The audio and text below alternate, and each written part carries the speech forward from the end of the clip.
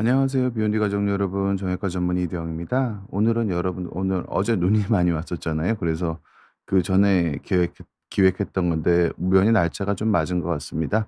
어제 오늘 특히 오늘 낙상으로 여러 군데 부러지신 분들을 병원에 오신 분들을 많이 봤습니다. 그래서 뭐 시의적절해서 여러분들이 낙상을 어떻게 생각해야 되는지 잘 이해하실 필요가 있다고 생각을 하고요. 그 낙상이 협착증 왜 척추가 낙상을 정형외과 전문의가 얘기한다고 얘기하면 골절 때문에 얘기할 거라고 많이 생각들 하실 텐데 낙상을 얘기하는 오늘 강의를 듣고 보면은 낙상의 진짜 중요한 의미가 이거 말고도 여러분들이 알아두셔야 할 부분들이 많다는 거 여러분들이 이해하실 거고요. 낙상에 대한 체계적인 분석이 낙상에 대한 체계적인 어느 정도 낙상을 여러분들이 직관적으로 잘 이해하실 수 있도록 제가 도움을 드리는 시간이 될 것 같습니다. 모두 다 꼭 알아두셔야 되는 강의 내용이라고 저는 생각합니다. 오늘 제목은 낙상의 의미입니다. 낙상 넘어지는 거죠. 넘어지는 게 어떤 의미가 있는 걸까요? 일단은 낙상이 얼마나 자주 생기는지 우리가 좀 알 필요가 있습니다. 그 한국 통계는 제가 못 찾았고요. 미국에서는 한 65세 이상의 28%가 매년 낙상을 경험한다고 그런 얘기를 합니다. 되게 흔하죠. 매년 65세 이상의 3분의 1 가까운 숫자가 매년 넘어진다고 그러거든요. 그럼 이게 무슨 의미일까? 낙상이 어떤 의미가 있느냐면요. 낙상으로 인한 직접적인 사망은 그렇게 많지 않습니다. 그러니까 그러니까 두부 손상 뭐 장기 손상 뭐 그런 걸로 직접적으로 낙상 자체가 원인이 되는 경우도 직접적으로 사망에 연결되는 경우도 있지만요. 훨씬 더 많은 거는 간접적으로 사망과 연결되는 경우가 매우 많습니다. 이제 뭐 고관절 골절이라든지 척추 압박 골절이라든지 이런 것도 뭐 수술하고 보면은 기간을 봤을 때 이런 골절 같은 게 한번 생기면은 일정 기간 내에 의미 있게 사망률을 높인다는 통계는 많이 나와 있거든요. 그런데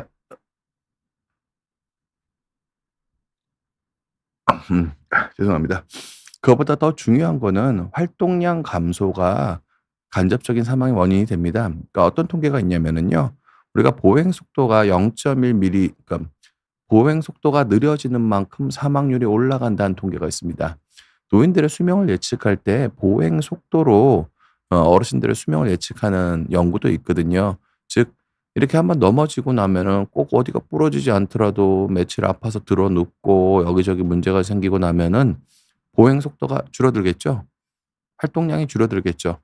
이 활동량 감소가 간접적으로 사망률을 활동량 감소 자체가 그러니까 보행 속도 자체가 사망률을 높인다는 연구 결과도 있는 상황이기 때문에 이건 꼭 연구 결과가 아니더라도 활동량 줄어들면 수명이 줄어들겠죠. 보통 실질적으로 어르신들 뵈면은 그러니까 어떤 병이 그러니까 사망 원인은 어떤 병이라고 되어 있지만 대부분 다 노쇠해진 다음에 어떤 병으로 돌아가시기 때문에 노쇠해지느냐가 실질적으로 수명이랑 가장 관계가 있는 거거든요. 어떤 병을 치료하는 게 중요한 게 아니라 노쇠해지지 않는 게 근본적으로 가장 중요한 거거든요. 어찌 됐든 이렇게 낙상을 하게 되면은 박영철님 반갑습니다. 낙성을 하게 되면 활동량이 줄어들고 이건 간접적으로 사망으로 가는 거라고 보시면 됩니다. 내가 다치고 나서 보행 속도가 확 줄었다. 그러면은 뭐 아쉬운 말씀이지만 내가 사망 확률이 높아진 거고 간접적으로 내 수명이 줄었다고 보셔도 좀 좋습니다. 넘어져서 다치고 나서 보행 속도가 줄었으면 나는 수명이 준 거라고 보셔도 되고요. 단순히 안 아픈 게 아니라 내가 어떻게 하면은 이 보행 속도나 보행 습관을 내가 회복할 수 있을지를 진지하게 고민해 보실 필요가 있습니다. 활동량 감소는 우리들은 특히 연세 드신 분들한테는 사망과 수명이 짧아지는 거랑 거의 같은 말이라고 받아들이셔도 좋습니다. 그러면 우리가 낙상이 왜 될까요? 낙상이 되는 이유는 여러 가지가 있습니다. 보통은 뭐 어떻게 보면 이제 기립성 저혈압 그러니까 일어서면 혈압이 떨어지면서 의식을 잃을 수 있습니다. 부정맥도 순간적으로 의식을 잃으실 수 있는 낙상의 원인이 되고요. 또 연세 드신 분들이 많이 드시는 수면제, 항우울제 같은 것들도 낙상의 원인이 되고요. 다리에 힘이 떨어진 것도 낙상의 당연히 원인이 됩니다. 근데 여러분들이 잘 못 느끼시는 이 동적 균형 감각의 저하도 낙상의 가장 큰 의미입니다. 무슨 뜻이냐면 미끄러우면 넘어지잖아요. 미끄러울 때 균형 잡기가 더 어려운 거잖아요. 그러니까 미끄러울 때 잘 넘어지는 건 되게 당연한 얘기인데 균형 감각이 떨어지는 거랑 낙상은 아주 밀접한 관련이 있습니다, 기본적으로는. 보시면은 이 기립성 저혈압이랑 부정맥은 연세 드신 분들은 잘 관리가 돼야지 내과적 이유뿐만 아니라 뭐 부정맥 있으신 분들이 한번 쓰러지시면은 의식을 잃고 쓰러지시면은 아주 큰 사고로 직접적인 사망이랑 연결되는 경우도 꽤 있거든요. 그리고 그 환자분들이 약물 수면제 뭐 항우울제 쓰시다가 하면 정신과 신경과 영양에서 해당하죠. 이런 것들도 약을 잘 관리하셔서 이런 약 쓰시는 분들은 아무래도 추울 때는 바깥으로 좀 덜 나가시는 게 도움이 되지 않을까 싶고요. 또 다리 근력 감소나 동적 균형 감각 저하 같은 건 협착증에서 생기고 근감소증에서 생기고 파킨슨에서도 생길 수 있는데요. 이 실질적으로는 협착증이 가장 큰 영향을 미친다고 보셔도 좋을 것 같습니다, 기본적으로는. 왜 그런 거냐? 그래서 우리가 협착증을 잘 관리할 필요가 있다고 말씀을 드립니다. 보통은 예. 눈은 잘 세상 관사님 말씀대로 눈이 잘 치워져야 되는 게 맞고요. 그런데 안 치워진 것 같으면 밖에 안 나가시는 게 연세 드신 분들한테는 훨씬 더 좋은 선택이 아니실까 생각을 합니다. 보통 협착증이 안 그래도 사망과 관계가 많은 이유랑 같은 겁니다. 결국은 중심성 협착이 돼서 신경 다발이 압박이 되면은 균형 감각이 소실이 됩니다. 몸통의 코어가 약해지는데 코어가 몸을 느끼는 센서 역할을 합니다. 내 몸통의 균형을 느끼는 센서 역할을 하기 때문에 허리가 숙여지는 순간, 구부정해지는 순간 균형 감각이 떨어진 거랑 똑같은 겁니다, 기본적으로는. 그래서 낙상으로 인해서 사망이라고 연결되는 경우가 많고요, 간접적으로. 그리고 근데 환자분이 흔들이 생각하시는 다리 저리고 당기는 거는 환자분들이 아파서 못 걷겠다고 그러시는데, 아파하면은 좀 절 수는 있는데요. 통증을 회피하면서 걷는 보행을 하는 거지 균형 감각이 떨어지는 건 아니거든요. 균형 감각이 떨어지는 게 실질적으로 여러분들 생명의 수명에 훨씬 더 영향이 크게 미쳐진다, 이렇게 보시면 되고요. 뭐 보통은 이게 중심성 협착이 있으면은 활동량이 줄어듭니다. 협착이 있는 것 자체로. 낙상도 한번 당하고 나면은 활동량이 줄어들고요. 심혈관계 질환, 협착증도 한번 생기고 나면 활동량이 줄어들거든요. 그럼 심혈관계가 나빠지겠죠.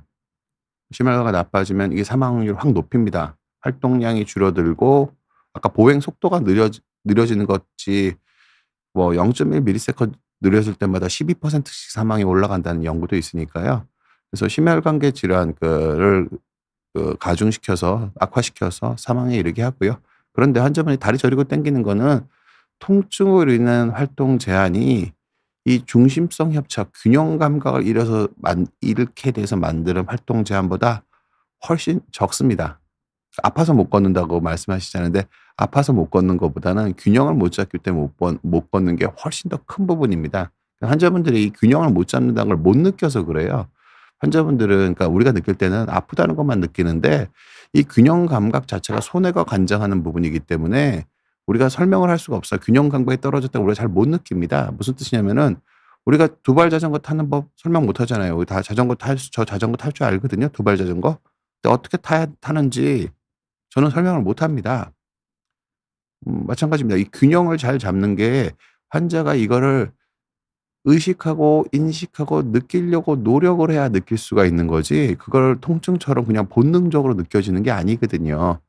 그래서 환자분들이 이 균형 감각 떨어지는 거, 보행 거리가 제한되고 보행 속도가 느려지는 거, 활동량이 줄어드는 게, 이게 몸을 빠르게 수명을 빠르게 줄이는 행위라는 거를 여러분들이 꼭 이해하실 필요가 있습니다.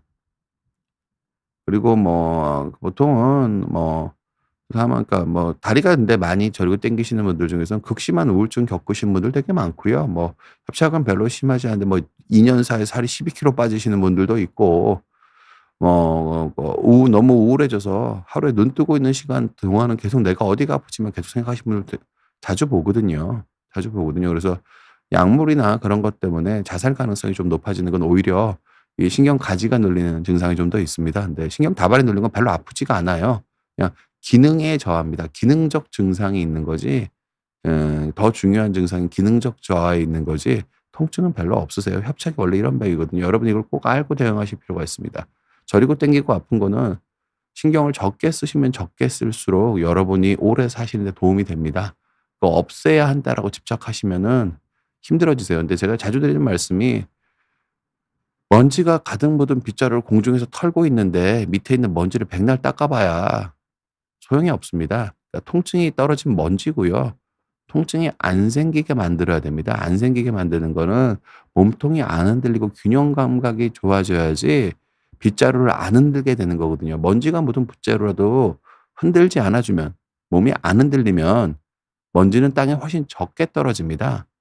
이 통증을 약이나 주사로 못 느끼게 닦는 행위는 근본적인 해결책이, 너무 아프면 하시는 게 맞는데 그거에 너무 과도하게 집착하시는 거는 환자분들한테 되게 안 좋은 결과를 부를 수가 있어서 몸이 흔들리는 게 훨씬 더 중요한 증상이고 수면과 관계 있는 거고, 아픈 거는 내가 자극만 잘 안 주면은 무조건 줄어든다라고 여러분께서 편안하게 생각하실 필요가 있지 않나 그렇게 생각합니다. 이게 뭐 신경 가지가 눌리는 게 뭐냐면은요. 보통 이게 디스크가 튀어나오면은 이런 식으로 신경이 내려가는 가지가 이렇게 눌리거든요. 이게 하묘부고요. 이게 추간공인데 이런 식으로 신경 가지가 눌리거든요. 그러면은 엉덩이부터 보통 한 종아리까지 방사통이 있고, 급성시에는 지금 바로 눌리기 시작했을 때는요.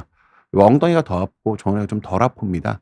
이게 방사통의 전형적인 양상이시고요. 신경 가지 증상이시고요. 이게 오래되면은 감각이 이상해지고 발이 뭐 무디고 시리고 발목에 힘 빼지고 뭐 우울해지고 민감해집니다. 근데 제일 중요한 건 이 우울감과 민감해짐은, 그러니까 그 제일 중요합니다. 보통 이거 가지고는 왜 감각 이상감과 발가락 발목에 힘 빠짐 가지고는 이건 사망이랑 별로 관계가 없어요. 근데 우울해지면 비로소 이게 활동량이 줄어들고 자살 확률이 높아지면서 사망 확률이 높아지는 거고요. 이 민감해지면은 아픈 것만 계속 생각해 보면은 약한 통증이 강한 통증으로 바뀝니다, 머리에서. 그러니까 환자분이 그렇게 생각하는 게 아니라 민감해지고 아픈 거에 계속 집중하다 보면은 약한 통증이 강한 통증으로 바뀌게 됩니다. 그럼 이게 한번 바뀌게 되면 이걸 낮추는 거는 뭐 정신과 약물을 쓰는 이유가 그거거든요. 협착증에서도 정신과 약물을 좀 쓰는 경우도 있고요. 협착이 뭐 만성적인 협착증이 있으면 정신과에서 빚을 봤다 뭐 그러신 분들도 없지 않으세요. 그게 왜 그런 거냐면은 민감해지면은 작은 통증이 큰 통증으로 바뀌게 됩니다. 원래 그런 겁니다. 그래서 근데 그러니까 환자분들께 제가 드리는 말씀은 저리고 당기는 거는, 그러니까 내가 흔들리지 않고 몸이 균형 감각이 좋아진 상태를 유지만 할 수 있으면은 저리고 당기는 거는 시간이 지나면 무조건 좋아진다. 그리고 이게 좀 안 좋아지더라도 그대로 남아 있더라도 '내 수명에 문제가 없는 거다.'라고 잘 생각하셔야 되고, 오히려 걱정을 많이 하고 우울해하시는 게 내 수명을 줄이는 일이라는 거를 꼭 여러분들께서 이해하실 필요가 있습니다, 기본적으로는. 이게 어떻게 보면은 걱정이 되고 우울한 게 진화생물학적 프로그램인데, 활동량을 줄이기 위한 진화생물학 프로그램인데, 현대학이 발전했으니까 우리가 인간이 그렇다는 걸 이해하고 여러분들이 대응하실 필요가 있지 않나, 저는 그렇게 생각합니다. 그리고 이게 신경 다발이 눌리면 어떻게 되냐면은요. 저는 이게 가운데가 눌리는 거여서 이렇게 피면 눌려 있다가 숙이면 안 눌리게 되거든요. 그러면 허리가 숙여진다고 얘기를 합니다, 보통은. 저절로 숙여진다고 얘기하고 별로 아프지가 않습니다. 엉치의 묵직함을 느끼시는 분들도 있고 못 느끼시는 분들도 있고요. 다른 통증이나 어딘가 불편한 게 있으면 이걸 못 느끼세요, 대부분. 그러니까 아무런 통증이 없으신 분들은 묵직함을 느끼세요. 근데 다른 데 조금이라도 통증이 있으신 분들은 이걸 잘 못 느낄 정도로 그게 강도가 크지가 않으시거든요. 그래서 이렇게 숙여지는 게 협착증의 기능적 증상인 겁니다. 아픈 것만 증상이 아니라 허리가 숙여지는 것도 기능적 증상이라고 이해해 주셨으면 좋겠고, 실은 이게 훨씬 더 중요합니다. 파라님 안녕하세요. 여러분들 언제나 질문 주시면 제가 답변 드리도록 하겠습니다. 그러니까 뭐 많이 참여해 주셔서 감사하고, 파라나님이 질문 주셨네요. 저희 어머니가 70대 후반이신데 집에서 잠깐 미끄러져 넘어지셨었어요. 그때는 괜찮다고 하셔서 두었거든요. 그런데 며칠 지나니까 갑자기 허리 통증이 심해지고 못 걷겠다고 하시네요. 이게 골절일 수 있나요? 어떤 검사를 꼭 병원에 내원하실 필요가 있고요. 높은 확률로 압박 골절일 가능성이 있습니다. 왜냐하면은 원래 압박골절이 처음에 살짝 금이 가 있는 상태에서는 처음에 압박골절은 전형적으로 어떠냐면은요. 처음에 넘어지고 좀 아프다고 하시다가 며칠 정도 좀 괜찮아졌다가 다시 왕창 아파하시는 경우가 많습니다. 왜 그러냐면은 살짝 금이 가 있는 상태인데 환자분들은 그러니까 부러졌으면 그냥 덜렁덜렁할 거라고 생각하잖아요. 압박골절은 그렇지가 않습니다. 눌리면서 안정성이 약간 살짝 짜부라드는 형태거든요. 근데 거기서 힘이 더 가면 확 무너져 버리시는 거예요. 그래서 파란 하늘님 어머니 꼭 모시고 가서 엑스레이 찍어 보시고 필요하면 MRI도 꼭 찍어 보시고 가셔야 되는 이유는요. 골절이면 보조기를 하셔야 됩니다. 보조기 안 하면 더 무너져 내리거든요. 어르신들 그거 진짜 하기 싫어하세요. 근데 그거 제가 꼭 당부드리는 거는요. 골절이면 보조기 꼭 하셔야 되고요. 뒀다가 더 아파서가 뭐 시멘트도 넣고 다른 것도 하고 막 난리가 납니다. 그러니까 처음에 아팠을 때 바로 병원에 가셔서 처음에 가셨을 때 바로 병원에 가셔서 피디님 여기 화면 좀 제가 보는 화면에 쪼끔 뭐 가려 있는 게 있습니다. 예. 이쪽으로 와서 좀 봐 주셨으면 좋겠습니다. 꼭 제가 여러 말씀드리는 거는 그러니까 처음에 아픈 게 중요한 게 아니라 그 아픈 게 중요한 게 아니라 좀 덜 아파졌을 때도 그러니까 어머니가 이렇게 아파지셔서 꼭 그 보조기 착용이 필요한지를 확인하시기 위해서 꼭 병원에 가서 진단을 받아 보셔야 되고요.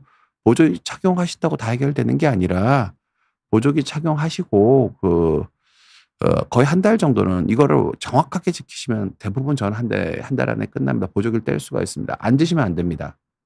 누워 있거나 서 있거나 보조기를 찬 상태로 누워 있거나 서 있거나를 하시면은 거의 모든 골절은 4주 정도면은 안정적으로 붙습니다. 근데 이게 행동 통제가 안 되기 때문에 뭐 2주 누워 있으라고 하시는 분들 선생님들 있고 그렇긴 하는데 이게 환자분한테 적절하게 교육 초기에 골절 초기에 병원에 가셔서 적절한 교육을 하고 필요하다면 보조기를 착용하시고 잘 지내시면은 대부분 추가적인 치료가 필요 없이 넘어가는데요.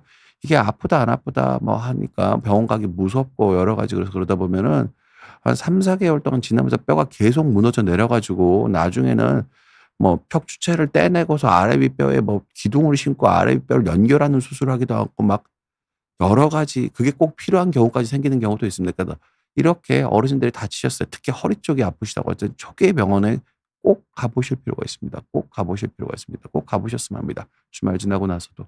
예.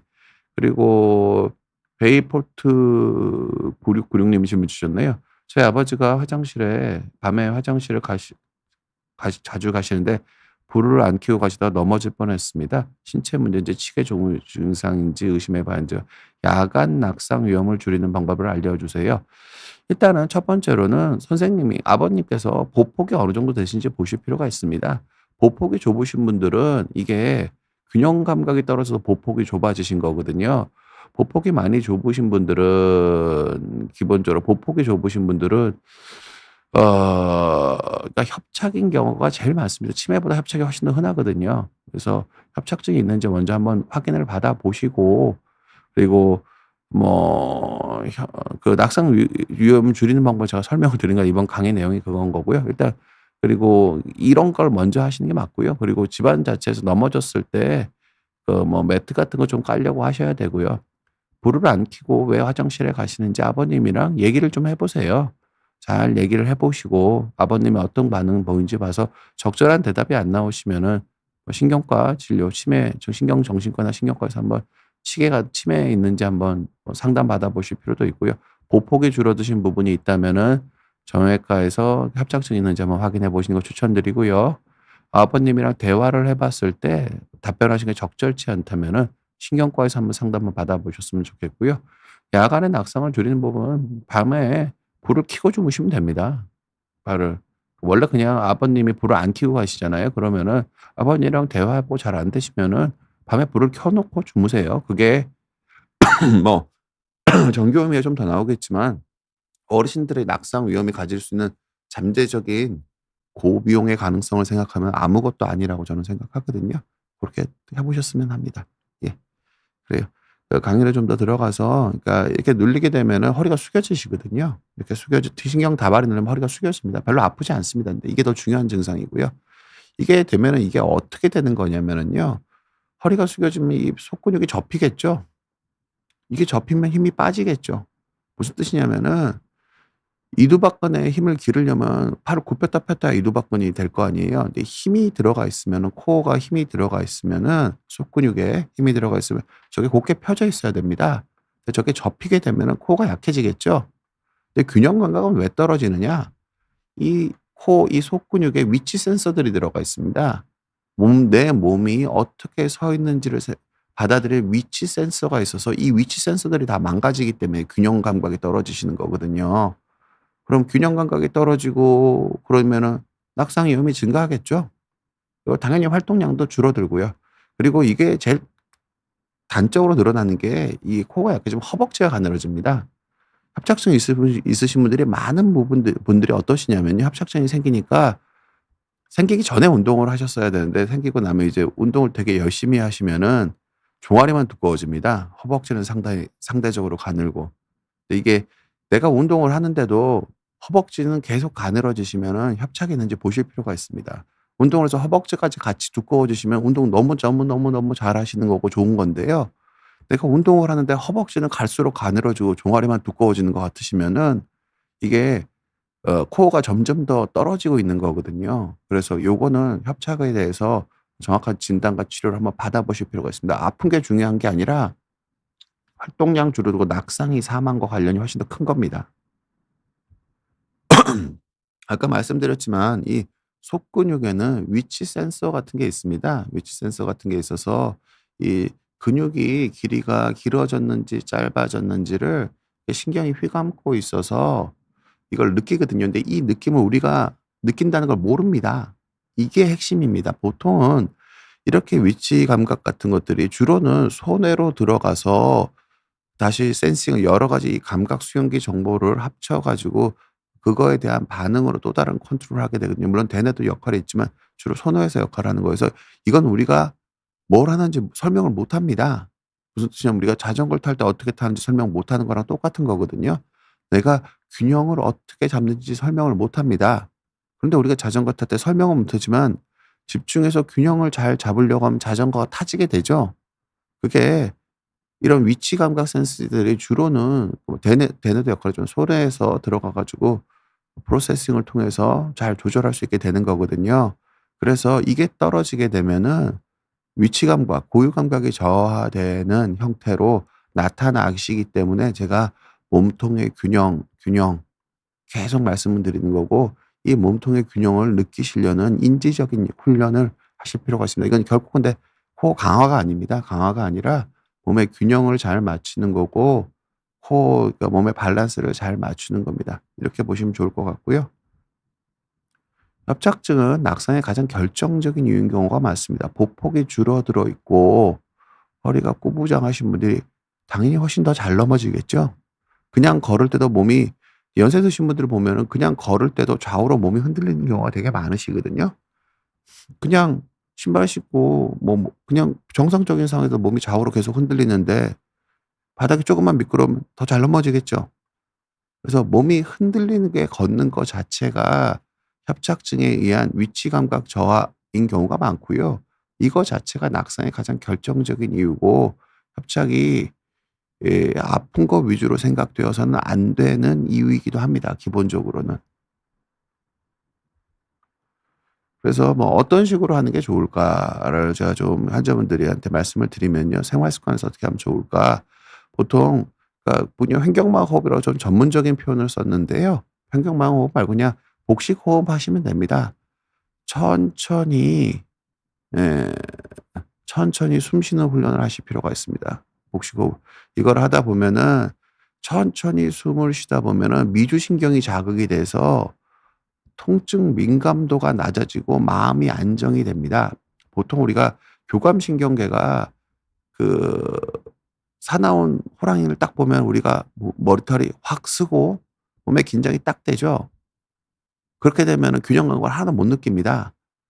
근데 이게 몸이 좀 이완이 되고 릴렉스가 되고 미주신경이 자극이 돼서 활성화되면은 회복 모드라고 표현을 합니다. 몸을 좀 회복할 수 있는 모드가 되는 것 같거든요. 그래서 이런 식으로 횡격막 호흡, 그러니까 몸을 좀 호흡을 천천히 하면서 마음을 가라앉히는 걸 먼저 하시고요. 이 횡격막 호흡 자체가 코가 너무 약하신 분들한테는 코 인지하는 효과도 있습니다. 이게 없는 건 아닌데 저는 그거보다는 그냥 횡격막 호흡은 그냥 마음을 안정화시키고 몸에 쓸데없는 긴장을 풀어주는 용도로 쓰실 필요가 있습니다. 보통은 최신의 재활은 코 강화 있지 않습니다. 그러니까 보통 일반적으로 인지기능 치료라고 부르는데 불필요한 긴장을 없애는 거거든요.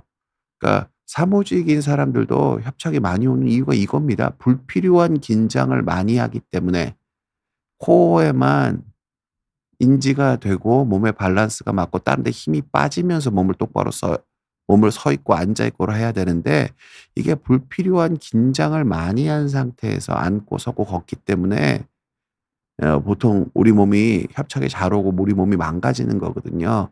그래서 이완이 재활의 핵심은 이완에 있는 거지 힘을 기르는 거에 있는 게 아닙니다. 그래서 이 이완을 하기 위한 조건으로서 호흡 훈련, 복식 호흡하시는 거는 어르신들 모두한테 추천드릴 필요가 있습니다.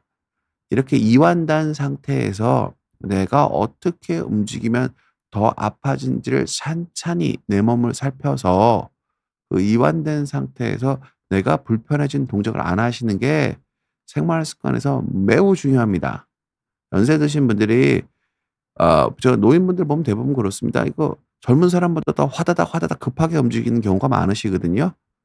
발 보 보행 속도는 느린데 발은 빨리 움직이시고 몸도 확확 젊은 사람도 부드럽게 천천히 움직이는데 어르신들이 훨씬 더 몸을 급하게 움직이는 경우가 많으세요. 그런 것들이 다 몸을 다 망가뜨리는 요소가 되거든요. 이제 그런 분들도 이게 횡격막 호흡을 해서 복식 호흡을 좀 하다 보면은 몸의 움직임이 느려집니다. 그러니까 느리게 움직이라는 게 아니라 몸이 부드럽고 천천히 움직이게 됩니다. 어머님, 아버님이 나보다 더 확확 자녀분들보다 더 빠르게 움직이시는 것 같으면은 복식 호흡하라고 권해 드릴 만합니다. 이게 움직임이 느려져야 덜 다치거든요. 이게 빨리빨리 움직이면 내가 어떻게 움직이는지 내가 센싱을 못 해요.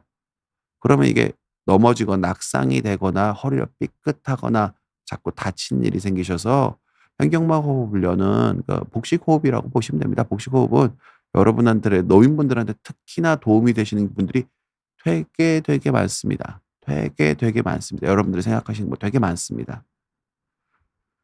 그리고 중요한 거는 이걸 통해서 이완을 해야 됩니다. 몸에 쓸데없는 힘을 빼야 됩니다. 보통 사무직 분들 많으시잖아요. 앉아 있으면 목이 왜 아플까요?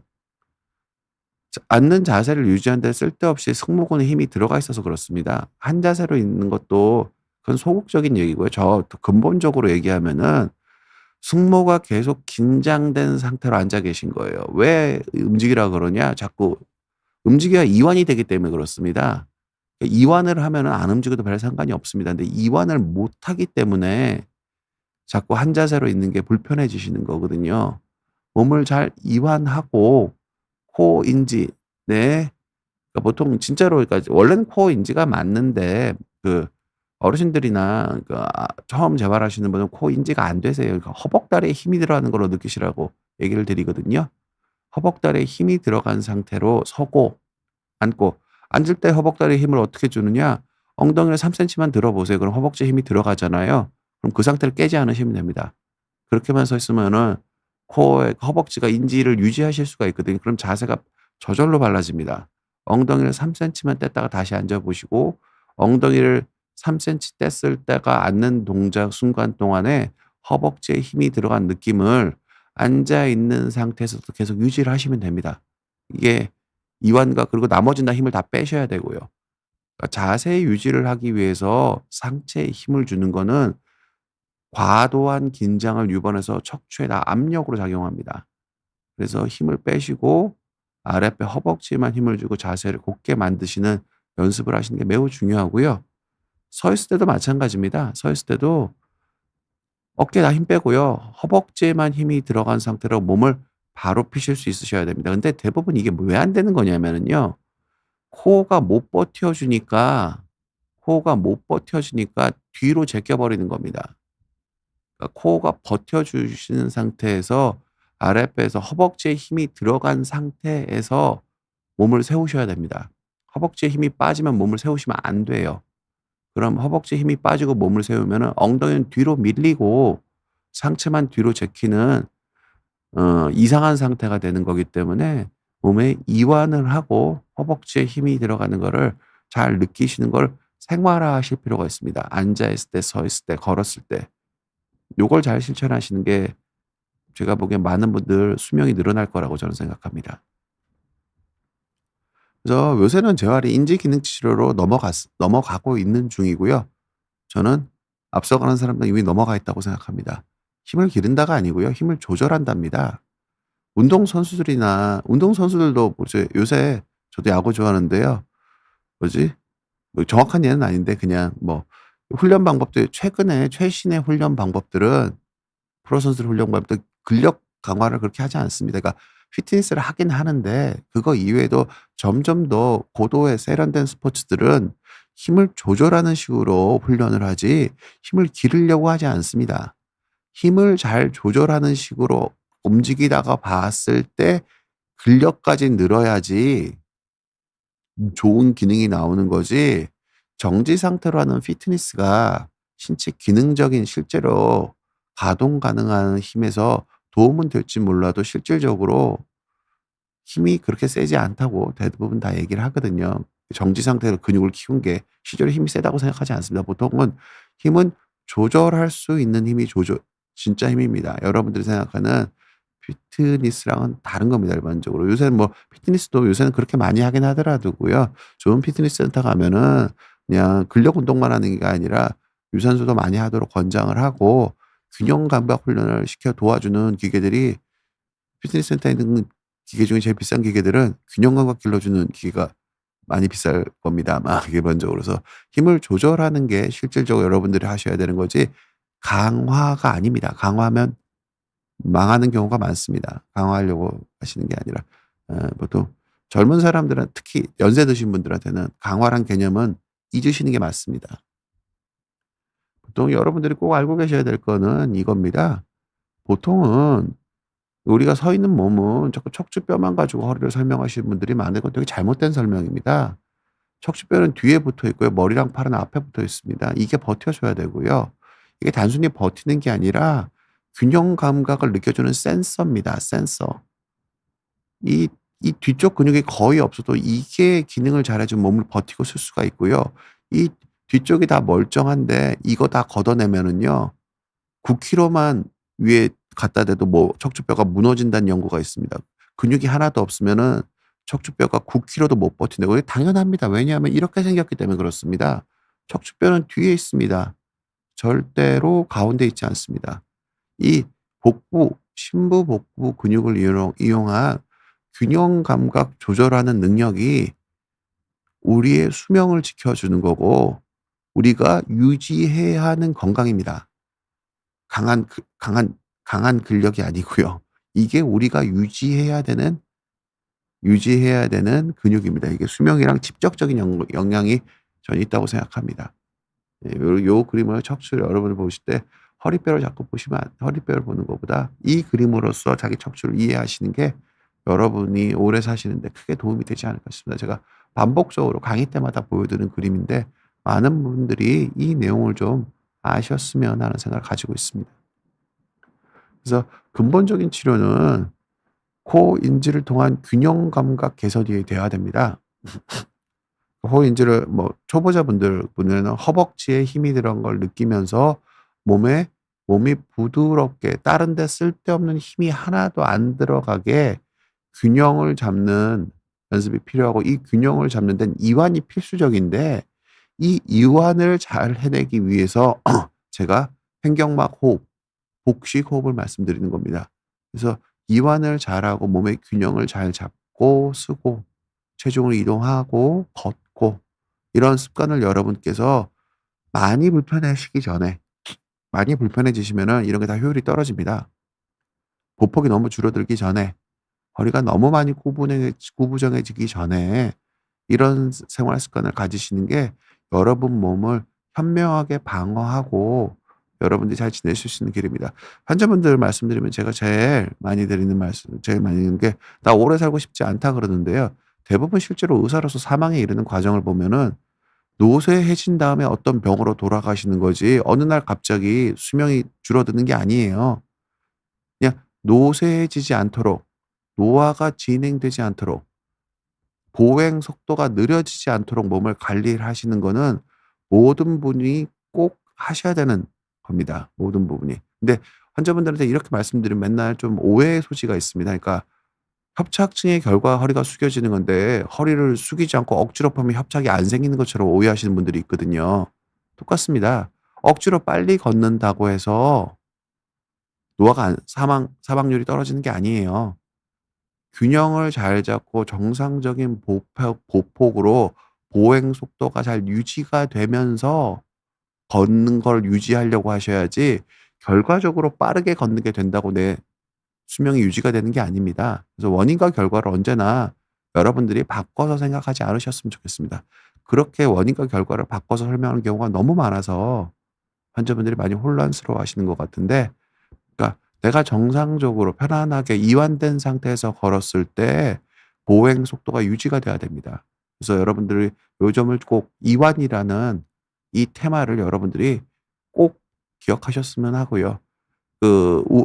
다리 특히 협착증이 있으시면 저리고 당기면 이 이완이 안 돼요. 그럼 재활이 안 됩니다. 이완이 안 되기 때문에 재활이 안 되는 거거든요. 이 이완을 여러분들이 어떻게 달성하실 수 있는지 복식호흡도 좋은 전제 조건이 될 수 있을 것 같습니다. 여러분들 꼭 말씀드리고 싶습니다. 안 늙어야 통증이 없습니다. 통증이 없어야 안 늙는 게 아니라 무슨 뜻이냐면은 먼지 묻은 뭐지 대걸레를 막 흔들고 있으면은 밑에 계속 먼지가 떨어지겠죠? 먼지 계속 닦아 봐야 대걸레 계속 흔들고 있으면 별 소용없습니다. 온 사방으로 먼지가 날리는데 부분적으로 내가 제일 닦고 싶은 부분을 걸레로 빡빡 닦아 봤자 온 사방으로 흩어지는 먼지를 어떻게 할 수가 없습니다. 즉 대걸레를 흔들지 않아야 됩니다. 몸통이 안 흔들려야 안 아파지는 거고요. 이게 몸통이 안 흔들려면 안 늙어야 되고요. 안 늙으려면 균형 감각이 좋아야 됩니다. 여러분께서 이 근본적인 원인적인 게 어떤 거 있는지를 좀 생각을 해 보시고, 통증은 결과이지, 그러니까 통증은 진화 생물학적으로 우리한테 어떤 행동을, 그러니까 "움직이지 말아라." 라는 신호일 뿐이지 통증 그 자체가 특히 협착에 관해서는 그렇게 상대적으로 덜 중요합니다. 여러분들이 많이 힘드시러 하시는 건 맞지만 제가 여러분들이 안 힘들다고 얘기하는 게 아니라 그걸 괜찮다고 생각을 하셔야지, 협착 때문에 수명이 안 짧아지기 때문에 그렇습니다. 그리고 실제로 괜찮은 게 맞고요. 그래서 여러분들이 이렇게 말씀드리니까 오해하지 말아 주셨으면 하고요. 여러분들 제가 유튜브도 하고 있으니까 저희 병원 유튜브에도 많은 관심 좀 기울여 주셨으면 좋겠습니다. 여러분들 질문 몇 개 올라와 있어서 제가 답변 좀 더 드리고, 시간이 좀 있으니까 혹시 보고 계신 시청분 있으면 어떤 것도 좋으니까 제 정형외과 의사니까 편하게 물어보셨으면 좋을 것 같습니다. 강희슬 님이 질문 주셨네요. 겨울철이다 보니 낙상사고가 더 잦아질 텐데 예방할 방법이 있을까요? 일단은 기본적으로는, 그러니까 어르신들 보폭이 좁아지시고 꾸부정하시면 집 밖에 나가시면 안 됩니다. 그냥 비 오고 눈 오는 날은. 첫 번째 그거고요. 제일 좋은 거는 웜업을 좀 하고 다니시는 게 좋습니다. 보통은 밖에 나가기 전에 실내에서 옷 입고 나가기 실내에서 조금 실내를 좀 걸어서라도 몸을 좀 웜업을 하고 나면은 밖에 나갔을 때 확 움츠러들면서 그거에 신경이 뺏겨서 넘어질 확률이 좀 줄어들 거거든요. 그래서 안 나가시는 게 좋은데, 꼭 나가려면은 옷을 입고 실내에서라도 좀 많이 좀 걷고 아파트 현관에서라도 좀 공동복도에서 좀 걸어서 추운 환경에 바로 노출되기 전에 몸을 좀 웜업을 하고 몸을 좀 따뜻하게 하고 다니시는 게 쪼끔 도움은 될 수 있을 것 같은데, 그래도 안 나가시는 게 제일 좋겠죠. 예, 그렇게 말씀드리고 싶고요. 균형이 안 좋아서 보행 보조기를 사용 중인데 보행기나 지팡이를 쓰는 게 정말 약성 예방에 도움이 되나요? 잘못 쓰면 더 위험이 될 수도 있다고 생각됩니다. 그러니까 균형이 안 좋으면 보행 보조기를 쓰셔야 됩니다, 그냥. 그러니까 원래는 이 보행 보조기를 쓰지 않아야 될 정도로 균형 잡는 연습을 충분히 하셨는지를 보실 필요가 있습니다. 내가 균형 잡는 연습을 별로 안 하시는 분들이 대부분이거든요. 이게 운동하는 느낌이 안 들기 때문에 제가 아까 말씀드린 이완해서 똑바로 서 있는 연습을 대부분 안 하세요. 걷는 연습만 자꾸 하려고 그러시거든요. 걸어야 된다고. 근데 똑바로 서지 못하는 사람은 못 걸어요. 그럼 똑바로 그러니까 걸을 때 흔들리는 분들이 똑바로 서 있는 연습을 오래 이완을 하고 허벅다리의 느낌을 느끼면서 똑바로 서 있는 연습을 오래 하시면 이 흔들림이 줄어요. 많은 부분 줄거든요. 혹시 안 해 보셨다면은 어 뭐 보조기복 가지고 밖에 나가서 걷는 게 운동이 아니라 실내에서 그냥 똑바로 서 있는 걸 하루에 2-3 시간씩 하시다 보면은 한 달만 하시면은 흔들림이 많이 줍니다, 많은 경우에 있어서. 근데 이걸 안 해 보신 분들이 저는 90%가 훨씬 넘는다고 보거든요. 어 그리고 보행기를 쓰는 거는 균형 감각이 떨어지면 보행기를 써야 되는데 보행기를 안 쓰고 쓰는 연습을 해서 보행기를 안 쓰는 환경을 만드셔야 됩니다. 지팡이나 보행기를 쓰는 순간 수명이 줄어드는 겁니다. 보행 속도가 느려지겠죠? 활동량이 줄어들겠죠? 그럼 심혈관계가 나빠지겠죠? 그러면 수명이 줄어듭니다. 이게 더 중요한 겁니다. 그래서 혹시 정직한 세장님께서는 내가 균형을 잘 잡기 위해서 어떤 걸 해 봤는지 한번 잘 생각해 보셨으면 하고요. 제가 내년에 책 낼 거거든요. 책 내면 제가 그런 내용을 좀 더 잘 친절하게 말씀드릴 수 있지 않을까 생각합니다. 예. 세계탐구 님이 질문 주셨습니다. "저희 할머니가 정말 사소하게 넘어지셨는데 고관절이 부서지셨어요. 또 한 번 부러지면 또 부러질 수 있나요? 너무 걱정입니다." 보통은 아까 제가 말씀드린 이 강의 초반에 제가 말씀드렸죠. 넘어지는 원인에서 의학적으로 손댈 게 있는지를 한번 보실 필요는 있습니다. 제가 영상 한번 슬라이드 한번 보여 드릴까요? 낙상의 원인이 보통 내과적으로는 뭐 이것보다 더 많겠죠. 근데 크게 부정맥이나 기립성 저혈압 있으신 분들이 많으셔서 이거를 낙상 위험을 막고 싶으면 이런 부분들이 어머니한테 문제가 되는지 한번 체크를 해 보시고요. 수면제나 항우울제 드시는 것들도 대부분 이게 좀 영향이 좀 있으시거든요. 그래서 이런 쪽 약이 쪼끔 문제가 있으신지 한번 신경과나 정신과에서 한번 체크 한번 해 보시고요. 그리고 파킨슨이나 협착증이나 근감소가 있는지를 한번 확인을 받아 보셔서 의학적으로 그냥 걱정되시기 당연하고요. 이런 의학적 문제를 한번 찾아보셔서 할머님의 낙상 위험을 체계적으로 줄일 방법이 뭐가 있는지를 한번 차분하게 가족분들이랑 상의하셔서 날이 좀 춥긴 한데 좀 따뜻해지면 한번 요런 것들 한번 점검을 받아 보시는 거는 필요할 것 같습니다. 우리가 실질적으로 받을 수 있는 의학적 도움을 잘 못 받으신 분들이 잘못된 이해로 잘 못 받으신 분들이 너무나도 많습니다. 잘못된 생각 때문에. 너무나도 많아서 한번 꼭 진료 한번 받아 보셨으면 하고요. 그리고 이사나 님이 질문 주셨습니다. "이틀 전 낙상 이후로 무릎에 통증이 생겼습니다. 아마 무릎 먼저 넘어진 게 아닌 것 같은데 아직 병원을 가지 않았어요. 구부릴 때마다 약간 통증이 있는데 금방 괜찮아질까요?" 첫 번째로는 무릎으로 넘어져서 무릎이 아픈 건 당연한 거니까 괜찮은 거거든요, 부러지지만 않으면. 근데 무릎으로 찢지 않은데 넘어져서 무릎이 아프면 무릎이 뒤틀렸을 가능성이 있는 거기 때문에 이게 내부적으로는 손상의 가능성이 쪼끔 더 있는 겁니다, 무릎을 부딪히고 넘어져서 무릎이 아픈 거보다는. 그런데 제가 드릴 수 있는 말씀은 그러니까 무릎이 부었으면 병원 지금 가 보시는 게 맞고요. 무릎이 부었으면 바로 가 보셔야 됩니다. 무릎이 부었으면. 왜냐면은 무릎이 붓는 거는 무릎을 직접 타격을 안 받는데 무릎이 붓는 거는 둘 중에 하나거든요. 그러니까 둘 중에 하나일 가능성이 있습니다. 부으려면 안에서 피가 난 거거나 연골이 갈려서 연골을 흡수하기 위해서 붓는 거일 가능성이 있거든요. 부었으면 바로 병원 가 보시고요. 부은 게 별로 없으시다면은 추세를 좀 보셔도 됩니다. 한 1-2 주 정도 추세를 봐서 특정한 자세에서 계속 불편하시면은 병원 가서 한번 검사도 하고 이학적 검사도 한번 받아 보시고 의사 선생님이랑 뭐 한번 상의해 보시는 걸 제가 추천드리도록 할게요, 이사나 님은. 그리고 울리324 님이 질문 주셨습니다. "어머니께서 혈압약 들고 계신데 가끔 어지럽다고 하셔서 넘어지실까 봐 걱정입니다. 혈압약 먹으면 원래 어지러울 수 있나요?" 그러니까 모든 약이 다 어지러울 가능성은 다 가지고 있는 게 맞고요. 이거는 내과 선생님이랑 꼭 상의해 보실 필요가 있습니다, 약에 대해서는. 그리고 어머니가 뭐 전체적으로 낙상 위험은 아까 제가 말씀드린 슬라이드 다시 한번 보여 드리면 슬라이드 한번 보여 주실까요? 제일 큰 게 이런 것들입니다. 그러니까 기립성 저혈압, 부정맥, 내과적 문제고요. 수면제, 항우울제, 뭐 혈압약도 당연히 들어갈 수가 있고 모든 약은 다 어지러움을 일으킬 수가 있거든요. 그리고 뭐 하지 근력 약화, 뭐 동적 균형 감소 이런 것들을 요런 과목들 제가 말씀드린 거 그냥 길라잡이 삼아서 의학적으로 도움받을 수 있는 게 뭐가 있는지 예? 한번 꼭 보시고요. 그럼 이게 어머니가 드시고 있는 약이 혈압약만 있는 게 아닐 수도 있어요. 그러면은 약을 너무 많이 드시고 계시면은 보통 동네에 가까운 데서 꼭 저 대학병원 가지 마시고요. 동네 가까운 병원에서 그리고 한번 다 확인해 보셔도 좋고요.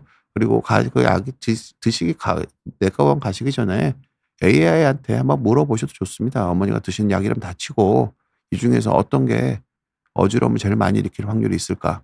물어보면 순서대로 정리해 주거든요. 뭐가 더 심한지 그런 거 한번 참고로 하시고 참고로만 하시고 실질적인 의견은 병원 가셔서 의사 선생님이랑 한번 상의해 보셨으면 합니다, 기본적으로는. 마음 편한 하루님이 질문 주셨네요. 골다공증 있는 사람은 넘어지기만 해도 위험하다고 하는데 실제로 어느 정도 충격이면 뼈가 부러지나요? 엉덩방아도 위험한지 궁금합니다. 골밀도 검사를 해보면 T스코어가 계속 떨어지고 있다는데 이럴 때는 근력 운동이 도움이 되나요? 그러니까 보통은 넘어지지 않는 게 더 중요합니다. 제가 아까 말씀드린 넘어지지 않게 하는 게 더 중요한 겁니다. 넘어져도 안 부러지게 골다공증 치료를 하는 건 당연히 필요한 게 맞는데요. 더 중요한 건 안 넘어지는 게 더 중요하겠죠. 그쵸? 그리고 안 넘어지는 데는 제가 아까 말씀드린 근력 운동이 별로 도움이 안 된다고 말씀드렸죠. 균형 감각이 필요한 겁니다. 균형 감각이 필요한 거고 균형 감각을 잘 기르셔야지 안 넘어지실 수 있습니다. 그리고 뭐 엉덩방은 당연히 위험합니다. 고관절 골절이 사망률이 되게 상당히 높습니다, 기본적으로는. 그래서 되게 높은 게 맞고요. 그리고 이준원 님이 질문 주셨습니다. "단차 높은 곳에서 낙상하였고 일주일 되었는데 당일 병원에서는 큰 이상이 없다고 하셨습니다. 지금은 허벅지 쪽 통증이 큽니다. 무릎 주변도 붉게 변하는데 무릎 통증은 또 없어요. 이건 왜 그런가요?" 보통은 허벅지 쪽 통증 허벅지에서 난 피가 아래쪽으로 흘러내리는 겁니다. 무릎이 안 아픈데 무릎 주변이 붉게 변하셨다고 그러셨잖아요. 좀 시간차가 있는 일일 거고요. 그래서 그냥 허벅지 뭐 근육 파열 같은 게 제일 가능성이 큰 건 허벅지에 근육 파열이 있었는데 거기서 내린 피가 아래로 흘러내려서 뭐 아래쪽에 색깔이 좀 변하신 거고 보통 한 3주 정도 봅니다. 3주 지나면 그 색깔이 다 없어져야 되거든요. 대부분 그 정도 그러니까 허벅지 쪽에서 근육 파열이 있었고 근육 파열을 썼던 피가 아래로 흘러내린 거고 무릎은 다친 게 아니다. 이렇게 보시면 좋을 것 같고요. 생각보다 여러분들 질문 많이 주셔서 너무너무 감사하고요. 제가 월요일 날 1시 반에 저희 병원 저희 이대형의 세길 TV에 오시면은 뭐 요 주제로 다시 한번 강의를 하면서 여러분들 못다한 질문 또 받을 시간 마련해 두고 있으니까 관심 가져 주셨으면 좋겠습니다. 행복한 주말 올겨울에 모두 낙상 안 하셨으면 좋겠고요. 낙상을 안 하기 위해서 의학적으로 체계적인 검토를 부모님 모시고 계신 분들은 한 번쯤 꼭 생각해 보셨으면 합니다. 행복한 주말 되셨으면 합니다. 감사합니다.